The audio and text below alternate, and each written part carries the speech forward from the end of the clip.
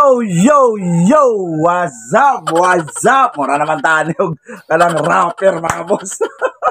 Pero bago ang lahat mga boss, alam nyo na kung sino tayo. Ako nga pala si BM Solid Vlogs, aka Batang Mindanao, ang kaibigan mong totoo na talagang hindi mangiiwan sa inyo mga boss. Okay, medyo tinanghali tayo ng gising ngayon. Kasi unang-una, napasarap yung tulog natin kagabi sa panonood dito sa ating kababayan. Walang iba, itong si Pedro Taruran. Congratulations again and again.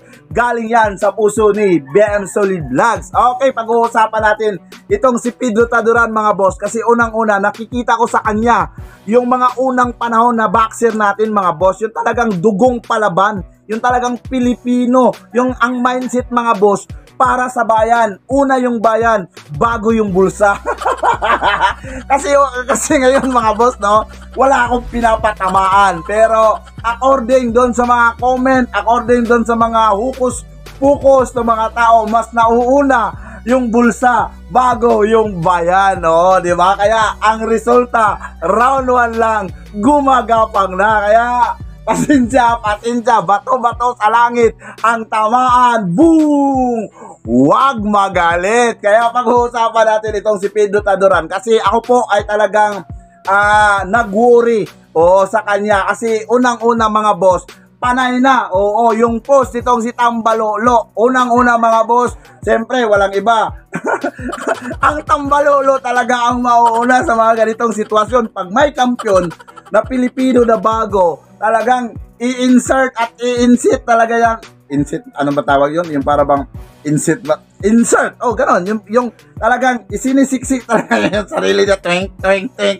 Tangina talaga itong si Silver Boy. So, alam niyo mga boss, una, congratulations. Pangalawa, post niya kay Sean Gibbons. Pangatlo, kasama na siya ni Sean Gibbons at Taruran. Pangapat, nandyan na si Brendan Gibbons. Oh my God! Pangatlo! Panglima na, di ba? Panglima na mga boss. Sabit na ang mga Casimiro Brothers. Ano yan? Grabe mga boss. Yung para bang naaamoy ko na. Yung parang ang hirap i-explain, di ba? Alam natin yung utak nitong si Silver Boys. Alam natin kung ano to Judas At saka alam din natin kung gaano to kamalas. Kaya Pedro Taruran, ang masasabi ko lang sa'yo at maipapayo ni Batang Mindanao, lumayas ka. Mintras sa'yo pa o sa Bisaya, di ba?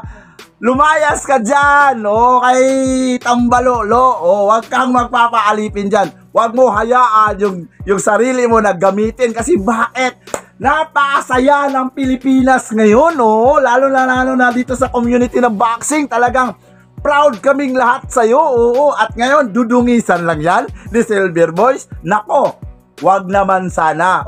Taruran. Kaya gamitin mo lagi yung presence of mind mo na bad influence to. Idol ka na ngayon ng taong Pilipino. Kaya wag mong sayangin yung pagkakataon na minahal ka ng mga tao. Huwag mong sayangin na maisama ka sa maibabas na mga boksingero nang dahil lang ginagamit sila nitong si Silver Boys. Kaya yan ang pakiusap ko sa'yo. At saka ikaw Silver Boys, please, huwag mo nang sundutin pa para lang sa iyong interes. At yun lang mga boss, at ako po yung nagpapasalamat kasi unang-una na-open yung isip ko nang dahil dito. Shout out sa'yo. Alam ko, tama sinasabi mo na marami na namang mga malaking vlogger ngayon na magpapapansin for the views dito kay Taruran. Number 1 na dyan yung masamang balak nitong si Tambalolo mga boss. Parang nadidiscern ko na. Kaya sana Pedro Taruran, kung darating tong video sa'yo, sana pag-iisip-isipan mo. Yun lang. At once again, Batang Mindanao 29 Vlog TV. Kung hindi ka pa nakapag-subscribe sa aking YouTube channel, ano pa hinihintay mo? I-subscribe mo na. Salamat!